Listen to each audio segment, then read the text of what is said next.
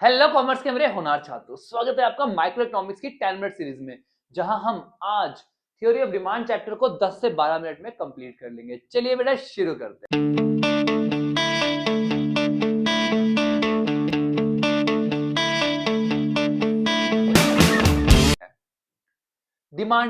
Demand क्या होता है? किसी भी प्रोडक्ट की डिमांड क्रिएट होने के लिए तीन कंडीशन का होना बहुत जरूरी है। पहली, डिजायर, आपको उस चीज को खरीदने की इच्छा होनी चाहिए। दूसरी, परचेजिंग पावर, इच्छा के साथ साथ पॉकेट में पैसा भी होना चाहिए। तीसरा, उस पैसे को खर्च करने की विलिंगनेस भी होनी चाहिए। तो तीनों कंडीशन होगी तो उस पॉइंट पे आपकी उस प्रोडक्ट की डिमांड क्रिएट हो जाएगी। ठीक है बेटा, demand of a commodity is desire to buy a commodity backed with sufficient purchasing power. Desire के साथ परचेजिंग पावर होनी चाहिए एंड विलिंगनेस टू स्पेंड, उसको खर्च करने की इच्छा, तो डिमांड क्रिएट होगी। क्लियर बेटा? चलिए अब आता है हमारे पास हमारा अगला टॉपिक, दैट इज डिमांड और क्वांटिटी डिमांड में डिफरेंस। बेटा क्वांटिटी डिमांड और डिमांड लगभग लगभग सेम टर्म है, बस छोटा डिफरेंस है। वो डिफरेंस क्या है कि जो क्वांटिटी डिमांड होती है ना, वो एक स्पेसिफिक प्राइस पर होती है। मतलब एक कंज्यूमर जो है एक पर्टिकुलर प्राइस पर कितनी कॉमोडिटी परचेज कर रहा है उसको बोलते हैं क्वांटिटी डिमांड।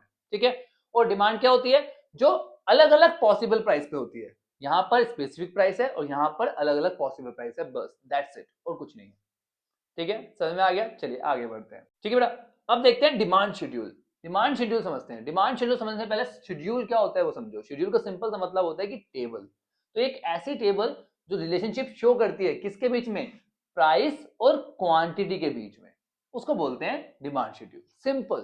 ठीक है, देखो प्राइस 1 है तो क्वांटिटी कितनी है? 4। प्राइस 2 है तो क्वांटिटी 3। प्राइस 3 है तो क्वांटिटी 2 और प्राइस 4 है तो क्वांटिटी 1। तो ये क्या हो गई? एक टेबल हो गई जो रिलेशनशिप शो कर रही है किसके बीच में? Different quantities of a commodity to be purchased at different price. Easy. चलिए अभी दो तरह की होती है, इंडिविजुअल और डिमांड। अगर किसी एक की डिमांड को शो करोगे टेबल से तो वो होगी इंडिविजुअल डिमांड, और जब मार्केट में जितने भी कंज्यूमर है उन सबकी डिमांड को कंसोलिडेट करके ऐड करके दिखाओगे तो वो बन जाएगी आपकी मार्केट डिमांड। इजी। ठीक है, अब आता है डिमांड कर्व। जब आप डिमांड शेड्यूल को ग्राफ पर शो करोगे तो बन जाएगा डिमांड कर्व। ठीक है बेटा, कैसा होता है हमारा demand curve? Top to bottom downward होता है। ठीक है, left to right. Easy, clear? चलिए अब आगे बढ़ते हैं। हमारे पास हमारा अगला topic that is slope of demand curve. Slope of demand curve क्या होता है हमारे पास? Change in price divide by change in quantity with a negative sign. Negative sign क्यों है यहाँ पर? क्योंकि प्राइस के बढ़ने से क्वांटिटी कम होती है, प्राइस से कम होने से क्वांटिटी बढ़ जाती है। उल्टा रिलेशन है, इनवर्स रिलेशन है, इसलिए नेगेटिव साइन लगा है यहाँ पे। ठीक है, अगला टॉपिक है डिमांड फंक्शन। डिमांड फंक्शन क्या होता है? रिलेशनशिप होती है किसके बीच में? डिमांड और उसके अलग अलग डेटर्मिनेंट्स के बीच में। डिमांड के डिटर्मिनेंट्स, हाँ जी, वो फैक्टर जिसमें चेंज होने से डिमांड में भी चेंज होता है। इनके बीच में जब रिलेशनशिप पढ़ते हैं तो क्या होता है वो? Demand function. अब इसको दो पार्ट में पढ़ना है, इंडिविजुअल डिमांड फंक्शन और मार्केट डिमांड फंक्शन। तो इंडिविजुअल डिमांड फंक्शन वो फैक्टर होते हैं जो किसी इंडिविजुअल की डिमांड को इफेक्ट करते हैं। ठीक है बेटा, कौन कौन से होते हैं एक एक करके पढ़ते हैं। पहला आता है price of x. Price of x मतलब प्राइस ऑफ कॉमोडिटी, कि भैया हमारी कॉमोडिटी के प्राइस के बढ़ने घटने से डिमांड पे क्या फर्क पड़ता है। अगर प्राइस बढ़ेगी तो क्वांटिटी कम हो जाएगी, प्राइस से कम होने से क्वांटिटी बढ़ जाएगी। कैसा रिलेशन है? इनवर्स रिलेशन है, ये हमने समझ लिया। ठीक है, अगला फैक्टर आता है price of related goods. Related goods दो तरह के पढ़ने हैं हमें, एक सब्स्टिट्यूट गुड्स और दूसरा कॉम्प्लीमेंट्री गुड्स। सब्स्टिट्यूट गुड्स से स्टार्ट करते हैं। सब्स्टिट्यूट गुड्स वो गुड्स होते हैं जो एक दूसरे की जगह इस्तेमाल किए जा सकते हैं, जैसे टी और कॉफी। टी की जगह कॉफी इस्तेमाल करते हैं, कॉफी की जगह टी। ठीक है बेटा, अज्यूम करो कि हम जो है वो चाय बनाते हैं। ठीक है, अगर कॉफी का प्राइस बढ़ गया तो क्या होगा? लोग कॉफी छोड़ छोड़ के चाय पीना शुरू कर देंगे, तो हमारी चाय की डिमांड बढ़ जाएगी। और कॉफी का प्राइस कम हो गया तो चाय की डिमांड कम हो जाएगी। क्लियर बेटा? अब बात करते हैं कॉम्प्लीमेंट्री गुड्स की। कॉम्प्लीमेंट्री गुड्स वो गुड्स होते हैं जो एक दूसरे को पूरा करते हैं, जैसे मार्कर और इंक, कार और पेट्रोल, जो एक दूसरे के बिना नहीं काम हो सकता उनका। ठीक है बेटा, वो गुड्स होते हैं हमारे कॉम्प्लीमेंट्री गुड्स। अगर मानो मार्कर की प्राइस बढ़ गई तो लोग क्या करेंगे? उसका सब्स्टिट्यूट ढूंढेंगे, तो मार्कर की डिमांड कम हो जाएगी। अब मार्कर की डिमांड कम होगी तो इंक की डिमांड भी तो कम होगी। समझ में आ रही है बात? और सिमिलरली अगर मार्कर की प्राइस कम हो गए तो लोग मार्कर ज्यादा यूज करेंगे, जब मार्कर यूज करेंगे तो इंक भी यूज करेंगे, तो इंक की भी डिमांड बढ़ जाएगी। ठीक है बेटा, अगला फैक्टर आता है हमारे पास income of consumer. Income of consumer को हमें ना दो तरह से पढ़ना होता है बेटा, एक तो नॉर्मल गुड्स के लिए, एक इंफीरियर गुड्स के लिए। नॉर्मल गुड्स मतलब जो हमारे नॉर्मल गुड्स होते हैं, ठीक है ना, तो वहां पे तो सिंपल सा फंड है। ठीक है, जैसे आपके पास आप कपड़े वगैरह इस्तेमाल कर रहे हो, ठीक है ना, ये सब क्या है, नॉर्मल गुड्स है, ठीक है। तो यहाँ पर क्या होता है, इनकम के बढ़ने से इनकी डिमांड भी बढ़ती है, इनकम के कम होने से इनकी डिमांड भी कम होती है। सिंपल सा नॉर्मल सा ह्यूमन नेचर है, ठीक है। इनकम बढ़ेगी तो हम लोग चीजों की डिमांड ज्यादा करते हैं, ठीक है। बट जब हम बात करते हैं इंफीरियर गुड्स की, इंफीरियर गुड्स कौन से होते हैं, ये घटिया क्वालिटी के गुड्स होते हैं, इंफीरियर होते हैं, जैसे राशन के चावल होते हैं, हाँ या नहीं। तो राशन के चावल का कंजप्शन इंसान तभी कर रहा है जब उसकी इनकम कम है, तो यहां पर उल्टा रिलेशन होता है। जब इनकम कम होती है तो इंफीरियर गुड्स की डिमांड होती है, सिंपल सी बात है, उसके पास कोई चॉइस नहीं है ना कि वो महंगे सामान को खरीद सके, उसकी इनकम कम है, जिसकी वजह से वो क्या करता है कंज्यूमर, वो घटिया क्वालिटी के जो गुड्स होते हैं, इंफीरियर गुड्स होते हैं, उनको खरीदता है, ठीक है। ऑन द अदर हैंड जब उसकी इनकम बढ़ जाती है तो वो उन गुड्स को छोड़कर दूसरे नॉर्मल गुड्स पे आ जाता है। समझ में आ रही है बात, ध्यान रखना बेटा, क्लियर। अगला फैक्टर आता है टेस्ट, टेस्ट और प्रेफरेंस।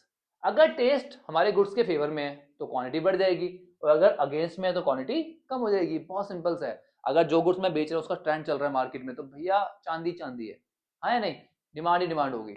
बट अगर उसका ट्रेंड खत्म हो गया तो डिमांड भी खत्म हो जाएगी। अगला है एक्सपेक्टेशन नियर फ्यूचर, आने वाले टाइम में प्राइस को रिलेटेड हमारे गुड्स की क्या एक्सपेक्टेशन है, ठीक है। समझो, अगर आने वाले टाइम में मेरे गुड्स की प्राइस बढ़ने वाली है, कल मेरे गुड्स की प्राइस बढ़ने वाली है, तो लोग क्या करेंगे, आज ही खरीद लेंगे, तो आज डिमांड जो है वो बढ़ जाएगी। और आने वाले टाइम में मेरे गुड्स की प्राइस कम होने वाली है, तो लोग आज नहीं खरीदेंगे, तो आज क्या होगा, डिमांड कम हो जाएगी, क्योंकि लोग सोचेंगे यार जब प्राइस कम होगा तब खरीद लेंगे। आ रही है बात समझ में, सिंपल सा। आप आईफोन खरीदते हो, है ना, अगर नया आईफोन आने वाला होता है, हमें पता है कि यार 16 आएगा तो 15 की वैल्यू कम हो जाएगी, तो लोग क्या करते हैं कि भाई वैल्यू कम होने वाली है तो आज नहीं खरीदेंगे, कुछ टाइम बाद खरीद लेंगे, ठीक है। समझ में आ गया बेटा। अब बात करते हैं मार्केट डिमांड फंक्शंस की। तो यहाँ पर सारे के सारे फैक्टर्स इंडिविजुअल डिमांड फंक्शन के तो है ही, इनको छोड़कर केवल दो फैक्टर है जो मार्केट डिमांड को इफेक्ट करते हैं। पहला है पॉपुलेशन साइज, जब पॉपुलेशन बढ़ता है तो डिमांड भी बढ़ती है, सिंपल सा कंसेप्ट है। और पॉपुलेशन कम होगी तो डिमांड कम हो जाएगी, पहले 2 लोग कंज्यूम करने वाले थे, अब 50 लोग हैं, जब लोग बढ़े तो डिमांड तो बढ़ेगी बढ़ेगी, इजी, ठीक है। अगला है डिस्ट्रीब्यूशन ऑफ इनकम, ध्यान समझना इस पॉइंट को। राम और श्याम दो लोग हैं, ठीक है, राम के पास जो है वो 100 रुपए है और श्याम के पास जो है 200 रुपए, ठीक है। एक पर्टिकुलर कॉमोडिटी है 120 रुपए की, तो श्याम तो खरीद लेगा क्योंकि उसके पास 200 रुपए है, पर राम नहीं खरीद पाएगा क्योंकि उसके पास कितने हैं, 100 रुपए हैं, ठीक है। अगर दोनों के पैसों को मिलाया जाए, 100 और 200 दोनों को मिलाया जाए, कितने हो गए, 300 हो गए, 300 को बराबर बराबर बांट दें तो क्या होगा, दोनों के पास 150 रुपए होंगे। अब दोनों ही वो 120 रुपए वाली चीज को खरीद पाएंगे, हाँ या नहीं। जब इनकम का डिस्ट्रीब्यूशन इक्वल होता है तो वहां पर डिमांड बढ़ जाती है, और जब अनइक्वल होता है तो डिमांड कम हो जाती है, क्योंकि कुछ लोगों के रीच में वो चीज नहीं होती है और कुछ ही लोगों के रीच में होती है, सिंपल। पर अगर इनकम इक्वल डिवाइड होगी तो सबकी रीच में आ जाएगी, ठीक है। तो बेटा हमारे पास अगला टॉपिक आता है हमारा लॉ ऑफ डिमांड। क्या कहता है लॉ ऑफ डिमांड, ये कहता है when other thing remain constant, जब बाकी सब चीजें कांस्टेंट है तो उस केस में इनवर्स रिलेशनशिप होती है किसके बीच में, क्वांटिटी डिमांड और प्राइस के बीच में। प्राइस के बढ़ने से क्वांटिटी कम हो जाती है, प्राइस के कम होने से क्वांटिटी बढ़ जाती है। बट ये कब होता है, जब बाकी सब चीजें कांस्टेंट है। बाकी सब चीजें मतलब price of related goods, income of consumer, taste and preference, बाकी सारे फैक्टर क्या है, सेम टू सेम है, उनमें कोई चेंज नहीं हो रहा। तब उल्टा रिलेशन हुआ किसके बीच में, प्राइस और क्वांटिटी डिमांड के बीच में। यही हमारा लॉ ऑफ डिमांड कहता है। तो लॉ ऑफ डिमांड कोई पूछता है तो आपको डेफिनेशन देनी है, उसकी अजम्पशंस बतानी है कि सारे फैक्टर क्या होते हैं, कांस्टेंट होते हैं। तीसरा आपको टेबल बनानी है और चौथा आपको ग्राफ बनाना है। समझ में आ गई बात, चलिए अगला टॉपिक आता है हमारे पास। ये जो स्लोप ऑफ डिमांड कर्व है आपको पता है कैसा है, स्लोप डाउनवर्ड है, नेगेटिव साइन लगता है वहां पर। क्यों होता है ऐसा, इसके 5 रीजन है बेटा, और बहुत इंपॉर्टेंट क्वेश्चन है क्योंकि एग्जाम में ऐसा क्वेश्चन बन रहा है, बार बार बन रहा है, बहुत ध्यान से समझना। पहला reason, law of diminishing margin utility. Law of diminishing margin utility कहता है कि जैसे जैसे आप कंजप्शन करते हो वैसे वैसे ना आपको गुड्स से जो मिलने वाली सेटिस्फेक्शन होती है वो कम हो जाती है, हाँ या नहीं। जब सेटिस्फेक्शन कम होगी तो कंज्यूमर प्राइस भी तो कम देना चाहेगा, अगर प्राइस कम हो गया तो डिमांड बढ़ जाएगी, अदरवाइज कम हो जाएगी, ठीक है। अगला इनकम इफेक्ट, जब किसी भी चीज की प्राइस बढ़ती है ना तो रियल इनकम कम हो जाती है, क्योंकि आप अब उस चीज को कम खरीद पाते हो। आ रही बात समझ में, इसी वजह से डिमांड प्राइस के बढ़ने से कम होती है और उल्टा होने से बढ़ जाती है।